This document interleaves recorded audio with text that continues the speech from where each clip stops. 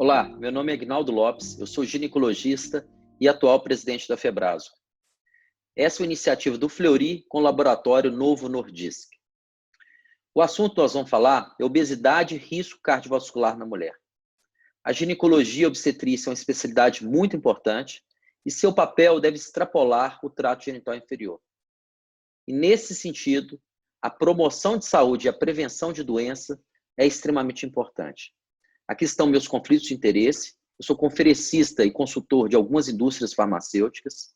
Sou professor titular de ginecologia da UFMG e atual presidente da Febraso. A obesidade é globalmente reconhecida por várias agências, como a Organização Mundial de Saúde, o EMA e a Associação Brasileira para Estudo da Obesidade, como uma doença crônica e muito prevalente. O Brasil atinge o maior índice de obesidade nos últimos 12 anos. Nas mulheres, quando a gente compara de 2006 para 2018, houve um incremento de 12,1% de obesidade para quase 21%. Na população masculina, de 11,4% para quase 19%. Atualmente, estima-se que 55% dos brasileiros estejam em sobrepeso. Existe um consenso internacional para o fim do estigma da obesidade. A discriminação baseada no peso é uma das formas mais comuns de discriminação e as mulheres são mais propensas. Existe uma falsa ideia que a obesidade é uma escolha. Esse é um equívoco. Existe ainda algumas questões na mídia de que dieta e exercício são as únicas terapias apropriadas para a obesidade. E nós, das instituições acadêmicas e mesmo das sociedades, temos que garantir um ensino, educação médica continuada, para abordagem da obesidade de uma forma geral. Obesidade associada a múltiplas comorbidades e complicações, do ponto de vista metabólico, com a litíase, infertilidade, câncer, uma associação com doenças e um maior risco de doença cardiovascular, AVC, dislipidemia, hipertensão, insuficiência cardíaca congestiva e os fenômenos tromboembólicos. Nós temos algumas ações mecânicas associadas à obesidade, com limitação física, incontinência ou disfunções de assoalho pélvico e mesmo lombalgia. E algumas questões mentais muito importantes, especialmente depressão e ansiedade. A expectativa de vida reduz com o aumento do índice de massa corpórea. O IMC normal, quase 80% daqueles indivíduos têm a chance de alcançar os 70 anos de idade. O IMC entre 35 e 40, apenas 60% tem chance de alcançar 70 anos de idade. E com o IMC entre 40 e 50, apenas 50% teria chance de alcançar os 70 anos de idade. Então, um aumento de 5 no IMC aumenta em 30% o risco de mortalidade. Existe um número considerável de anos perdidos em relação à obesidade. Está associado ao IMC. O IMC de 40, em média, mesmo o indivíduo de 20 anos de idade, vai perder, em média, 4 anos de vida. Essa perda de anos de vida, ela aumenta progressivamente com o aumento do índice de massa corpórea. Existe a percepção da obesidade como doença. Quase 70% das pessoas reconhecem a obesidade como doença e gostariam que esse assunto fosse abordado por seu médico. 3% sentem-se constrangidos, quase metade estariam motivados para iniciar o tratamento. E o fato que 88% dos médicos reconhecem a obesidade como doença. No entanto, a maioria dos médicos não discute sobre o assunto, por achar que o paciente não tem interesse ou motivação. Existem algumas opções terapêuticas para a obesidade. Nós sabemos que as modificações de estilo de vida podem levar a uma diminuição da perda de peso entre 3% e 8%. Alguns tratamentos cirúrgicos, como a banda gástrica e o bypass gástrico, uma diminuição do peso entre 16% e 32%. E nós temos uma situação intermediária, que é a associação da farmacoterapia com modificações do estilo de vida, que a gente consegue uma perda de peso intermediária entre só modificação de vida e os tratamentos cirúrgicos associados. No entanto, a maior parte dos pacientes não recebe tratamento farmacológico. Apenas uma a cada 50 pacientes com obesidade recebe uma prescrição de medicação anti-obesidade. A manutenção do peso perdido é um outro grande desafio. Nós temos uma série de estudos mostrando que algumas terapias são muito eficazes numa mudança inicial, uma perda de peso. No entanto, com o passar do tempo, essa redução e essa manutenção do peso perdido, ela se perde com o passar do tempo. E alguns estudos sugerem até um incremento do peso desses indivíduos. E a culpa é do hipotálamo. A cada 1 quilo de peso perdido, a fome aumenta em 100 quilocalorias. E o metabolismo diminui em 30 quilocalorias. Então, realmente, a manutenção da perda de peso é um grande desafio. Nós aprendemos com aquele seriado The Big Loser, né, algumas situações interessantes, e o fato que a perda de peso no início do tratamento está associada ao sucesso na manutenção a longo prazo, em 8 anos de segmento. Aqui a gente percebe de uma forma muito clara que aqueles indivíduos que perderam mais peso no início do tratamento, que mantiveram esse peso mais baixo a longo prazo. Um outro aspecto importante nessa abordagem a longo prazo é a manutenção de um tratamento medicamentoso para manter aquele peso perdido. Aqui um estudo avaliando o tratamento medicamentoso nos primeiros 6 meses com tratamento medicamentoso e depois de 6 meses, um grupo com medicação e outro sem medicação. O grupo com a medicação manteve a perda de peso com o passar do tempo. Quais seriam as indicações de tratamento medicamentoso? Aqueles indivíduos com índice de massa corpórea acima de 30, aqueles indivíduos com índice de massa corpórea acima de 25 ou 27, mas que apresentam comorbidades associadas à obesidade, ou aqueles indivíduos em que tem uma ausência de eficácia do tratamento convencional, baseado na dieta hipocalórica e atividade física. Obviamente, a gente deve sempre associar atividade a essas mudanças de estilo de vida para os pacientes. A restrição calórica, de 500 calorias dia, atividade física regular, mais de 150 minutos por semana, com intensidade moderada, e algumas outras medidas, como pesar com frequência ou diminuir o intervalo entre as consultas. E qual seria a importância nossa, como ginecologistas e obstetras, para abordar as nossas pacientes com obesidade? A primeira questão é que não existe um dono da obesidade. A gente estimando uma população brasileira com 200 milhões de habitantes, que 20% seriam obesos, volta de 40 milhões, nós temos vários profissionais que têm que assumir essas pacientes.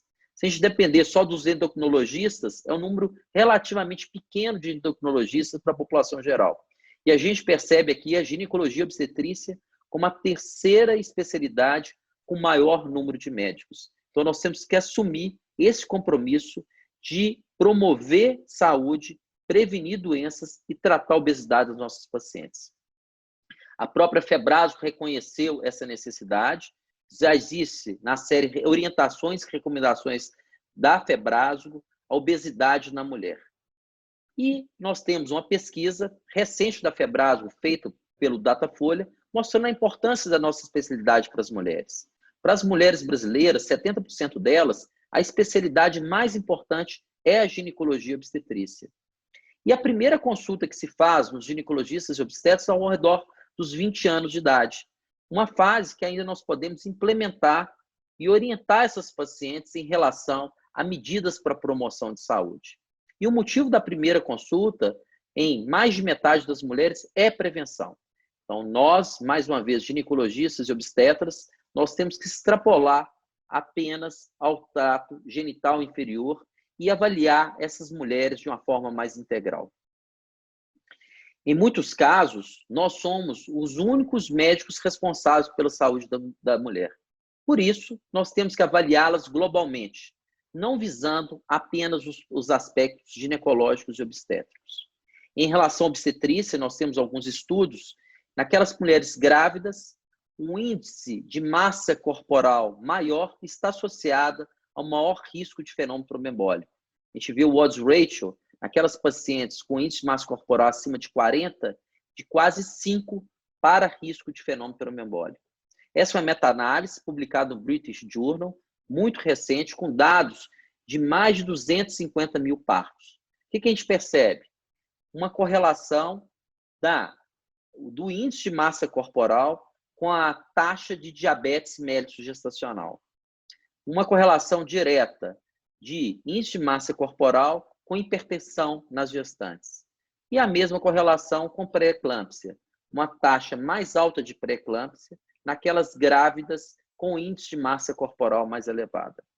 Existe uma revisão sistemática avaliando um número grande de mulheres, mostrando que o risco de pré-eclâmpsia dobra a cada 5 a 7 quilos por metro quadrado de acréscimo no índice de massa corporal inicial. A obesidade ainda está associada a parto prematuro, a gestações múltiplas e a síndrome do túnel do carpo. Existe uma associação também com o risco de várias malformações congênitas, de defeitos do tubo neural, um risco relativo de quase 2, como espinha bífida, hidrocefalia, anormalidades cardiovasculares, fenda palatina, atresia anorretal e ausência de membros. E algumas outras alterações de neurodesenvolvimento, como autismo, ansiedade, depressão e esquizofrenia.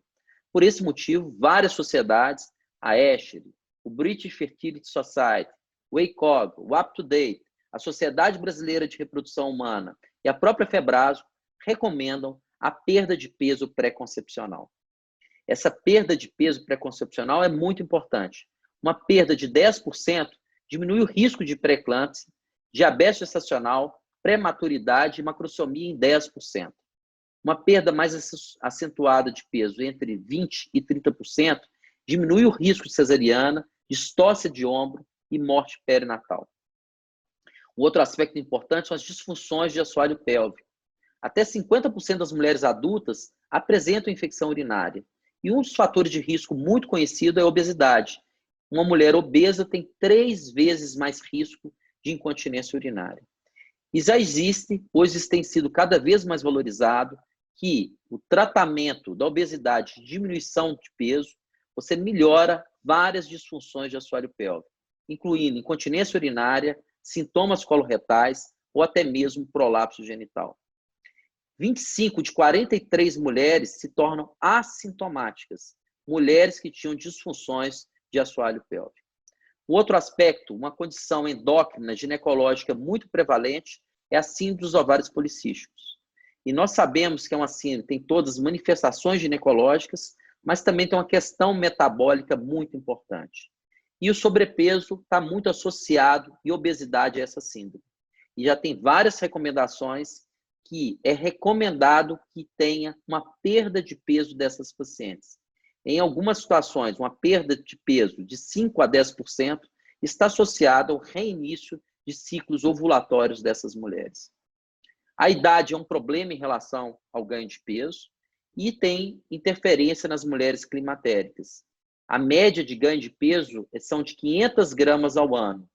Existe também uma redução da atividade física e da massa magra, aumento da gordura visceral, uma redução do estrogênio e por um aumento da grelina. Um outro aspecto importante da população brasileira é o envelhecimento, tanto dos homens quanto das mulheres. A expectativa de vida tem aumentado cada vez mais. O que a gente tem percebido que vai haver uma alteração muito grande da nossa curva populacional, da nossa pirâmide populacional. Cada vez mais nós vamos lidar com uma população mais idosa.